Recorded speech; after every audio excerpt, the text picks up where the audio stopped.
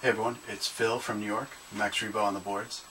As I was thinking about what I wanted to say for this, and especially in light of the Why I Love Deluxe Resort videos, the word I kept coming back to was family.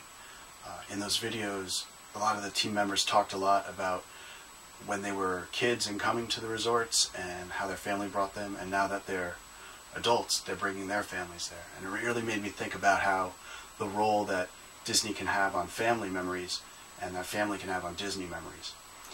And with that, it also made me think about how the team itself acts often like a family, and they really seem like a family together. The way that they can kind of bust each other's chops, but at the same time you know that they really care about each other and are there to support each other. I think this was most evident to me following one episode where a number of the team members, including Pete, wasn't there. There was some feedback on some of the more serious topics that got discussed that people didn't think it was handled properly, or that if Pete was there it would have been done better and had more control. And the way that Pete defended all the members of the team and how he respects all them and that they handled it well and he was happy with what they did, and just really showed that he had their back and really, stood up for them. And also made me think how great it must be to have a boss like that stands up for you and puts you first like that.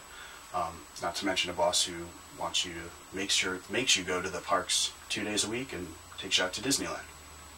One thing that I love about the podcasts is that they make you laugh. I can't think of a single episode I've watched that I didn't laugh out loud at least once. I've probably gotten some strange looks at work, but whether it's simple things like some of the Craigisms with post-hummus, or if it's thinking the mental images of a killer whale hanging from a Christmas tree, or even just some of the recent things. Pete just mentioned that he referred to Tony's Town Square as the Ike to his Tina. You just can't help but not laugh at some of these situations. But it's not just laughter. They also make me think quite often. They pointed out just some ways of thinking about things that pointed out some unconscious biases that I think I might have. And I think that comes from how open a lot of the team members are, talking about themselves and the past and how they look at things and how new things have shed light on them and they've come around and changed their opinions. It just really kind of stood out to me. There's not a lot of things you can watch nowadays that can make you laugh that much, but also afterwards you leave it thinking as much as you do after watching a lot of these podcasts. One thing that I love with the podcasts is how much new stuff they add, how it's always growing and changing, whether it was from the Freeform Fridays, which are great, to now the Dreams Unlimited podcast, to the Daily Fix, which I'm sure to do something every day is a great undertaking, to DizPop, which if you're not watching DizPop, you should be watching DizPop because it's amazing.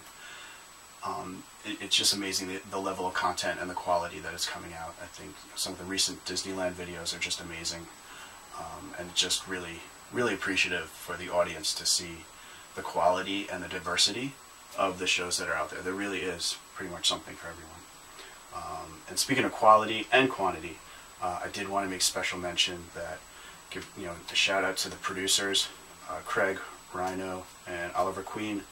That what they do is amazing.